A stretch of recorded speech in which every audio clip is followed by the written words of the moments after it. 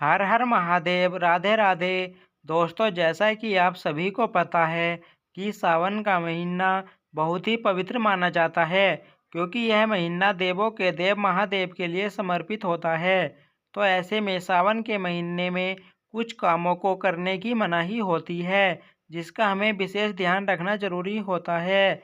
साथ ही सावन के महीने में कुछ चीज़ों को खाने पीने की मनाही होती है, जिसे हमें सावन के महीने में भूल कर भी नहीं खाना चाहिए, वरना आपका व्रत टूट जाएगा और पूजा पाठ का लाभ आपको नहीं मिलेगा और भगवान शिव आपसे नाराज हो जाएंगे।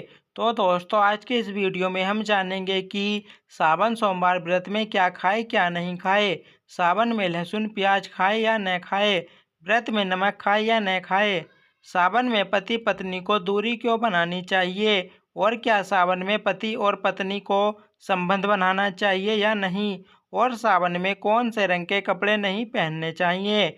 ऐसी कौन सी गलतियां हैं जिन्हें सावन के दौरान हमें भूलकर भी नहीं करना चाहिए। साथ ही सावन के इस पवित्र महीने में कितने सोमवार पड़ेंगे, सावन की शुरुआत कब से है और सावन की समाप्ति कब है। आइए जानते हैं सब कुछ इस वीडियो में। दोस्तों, सावन का महीना कोई मामूली महीना नहीं होता। यह महीना साक्षात प्रेम की सौगात लेकर आता है, जिस कारण भक्तों को बड़ी बेसब्री से इंतजार रहता है। सावन का महीना इतना पवित्र होता है जिसका अंदाजा भी नहीं लगा सकते। दोस्तों, आपको बता दें, शास्त्रों में सावन सोमवार का व्रत जो भी महिला या पुरुष करते हैं तो वह व्यक्ति भगवान भोलेनाथ का सर्वाधिक प्रिय हो जाता है। ऐसे व्यक्ति को भगवान भोलेनाथ अपनी शरण में ले लेते हैं।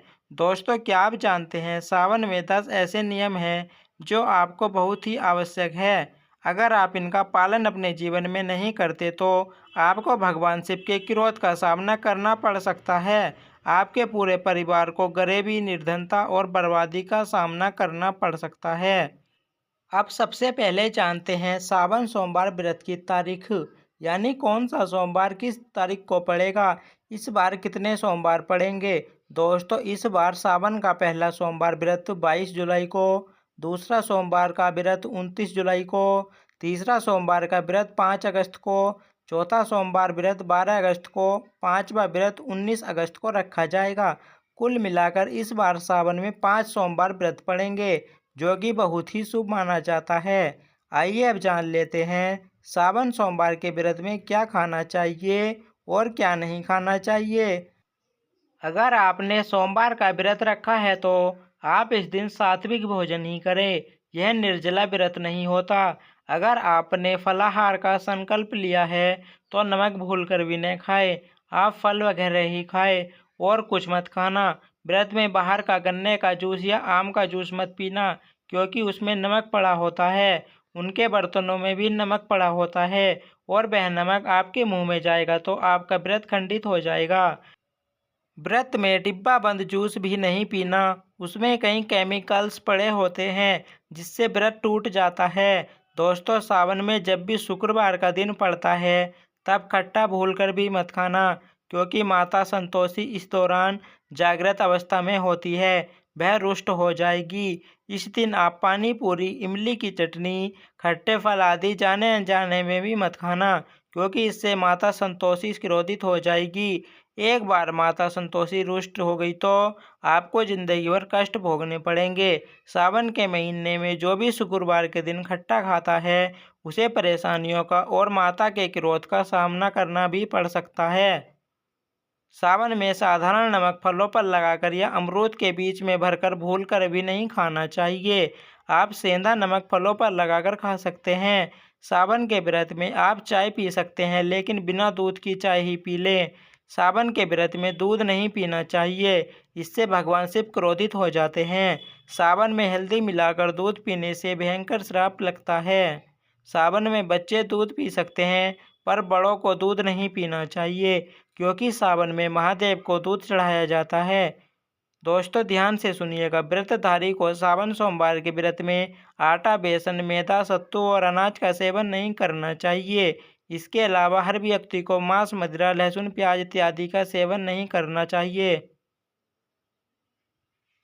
व्रत रखने वाले व्यक्ति को धनिया पाउडर, मिर्च पाउडर या सादे नमक का सेवन भूलकर भी नहीं करना चाहिए। सावन में चाहे आपका व्रत हो या न हो, किसी भी व्यक्ति को कढ़ी पकौड़ा नहीं खाना चाहिए और पत्तेदार सब्जियां जैसे पालक, मेथी, लाल भाजी, बथुआ, पत्ता गोभी जैसी सब्जियां भूलकर भी नहीं खानी चाहिए।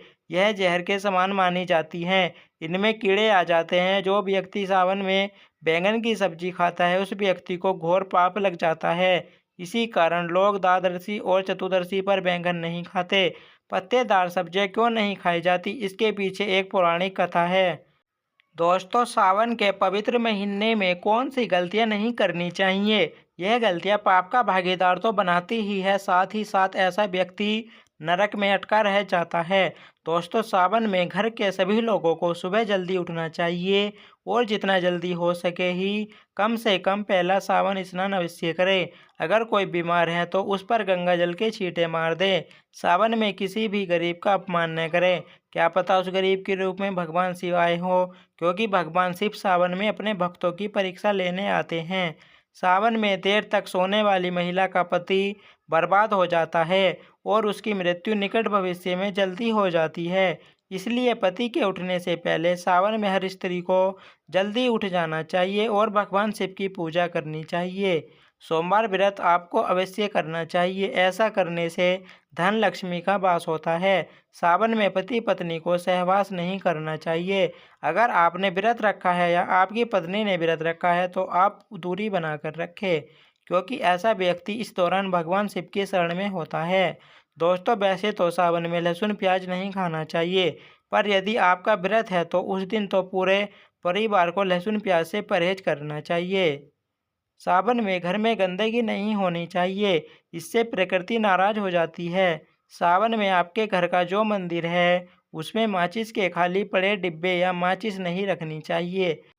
सावन में घर में किसी भी व्यक्ति को गाली नहीं देनी चाहिए, चुगली आदि नहीं करनी चाहिए, पत्नी को अपशब्द नहीं कहना चाहिए और न ही पति को अपशब्द कहने चाहिए।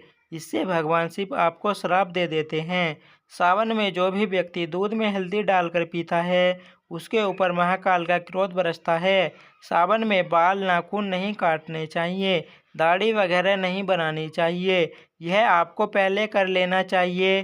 कोई ज़्यादा समस्या हो तो आप ऐसा कर सकते हैं। शिव जी से क्षमा अवश्य मांग लें। सावन में शरीर पर तेल नहीं लगाना चाहिए। सावन में देवी देवता से जुड़ी कोई भी चीज़ उपहार के तौर पर कभी भी किसी को न दें, नहीं तो भगवान शिव आपके घर से सदैव के लिए चले जाएंगे।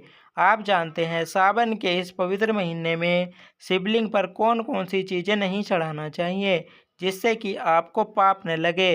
शिव पुराण के अनुसार शिव भक्तों को कभी भी भगवान शिव को तुलसी, हल्दी और सिंदूर सहित यह 6 वस्तुएं नहीं चढ़ाना चाहिए। पौराणिक कथा के अनुसार केतकी के फूल ने ब्रह्मा जी के झूठ में साथ दिया था, जिससे नाराज होकर भगवान भोलेनाथ ने केतकी के फूल को श्राप दिया। इसलिए केतकी का फूल शिवलिंग पर चढ़ाया नहीं जाता। शास्त्रों के अनुसार सुबह 5 बजे से लेकर सुबह 11 बजे तक शिवलिंग पर जल चढ़ाना बहुत ही शुभ कारक और अत्यंत मंगलकारी माना जाता है। कभी भी शाम के समय शिवलिंग पर जल न चढ़ाए। शास्त्रों के अनुसार शिवलिंग पर काली मिर्च चढ़ाने से रोगों का नाश होता है, साथ ही सुख समृद्धि की प्राप्ति होती है। घर में कभी भी अंगूठे के आकार से बड़ा शिवलिंग नहीं रखना चाहिए और शिवलिंग पर जल धारा अवश्य होनी चाहिए।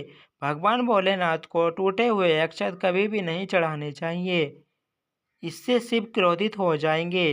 दोस्तों, सावन के पवित्र महीने में कटे फटे बेलपत्र शिवलिंग पर अर्पित नहीं करने चाहिए। बेलपत्र की संख्या 3 होनी चाहिए। पत्ते पूरे सबूत होने चाहिए। आप 6 महीने पुराना बेलपत्र भी शिवलिंग पर अर्पित कर सकते हैं, लेकिन वह कटा न हो। 6 महीने तक बेलपत्र पवित्र और शुभ माना जाता है।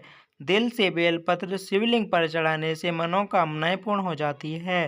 भगवान शिव को दूध में पानी डालकर भी नहीं चढ़ाना चाहिए, इससे आपको फल भी उसी तरह मिलेगा। शास्त्रों के अनुसार पीतल के बर्तन से शिवलिंग पर दूध चढ़ाना सबसे उत्तम बताया गया है। धार्मिक कर्मकांड में पीतल के बर्तनों का विशेष महत्व बताया गया है। दोस्तों, सावन में यह चीज़ खा लेने से दुनिया की कोई भी ताकत आपको धनी होने से रोक नहीं पाएगी। अगर आपने सावन में यह चीज़ खा ली तो आपको करोड़पति होने से कोई नहीं रोक सकता। लेकिन दोस्तों, सावन में शिव भक्तों को शिवलिंग पर चढ़े हुए प्रसाद के रूप में थोड़ा सा धतूरा जरूर खाना चाहिए। यह आपको ज़्यादा नहीं खाना है, बस अपनी जुबान पर हल्का सा टच करना है। ज़्यादा खाएंगे तो आप बीमार पड़ जाएंगे। आप देखना, आपके अंदर सकारात्मकता का संचार हो जाएगा। आपको धनी होने से कोई नहीं रोक पाएगा। दूसरा है बेल का फल। बेल प्रसाद के रूप में खाने से माता पार्वती के साथ साथ भगवान शिव की कृपा भी बरसेगी और समस्त 3 कोटि देवी देवता आपको धनवान बनाएंगे। बस ये चीज़ें खानी है, फिर आप देखना, आपको धनी होने से दुनिया की कोई भी ताकत रोक नहीं पाएगी। दोस्तों, अगर आप भोलेनाथ के सच्चे भक्त हैं, आप भोलेनाथ का प्रेम, प्यार, आशीर्वाद पाना चाहते हैं और चाहते हैं कि भोलेनाथ का आपके घर में वास हो और आप भोलेनाथ को प्रसन्न करना चाहते हैं, तो जल्दी से चैनल को सब्सक्राइब करके कमेंट बॉक्स में हर हर महादेव ज़रूर लिखें। धन्यवाद।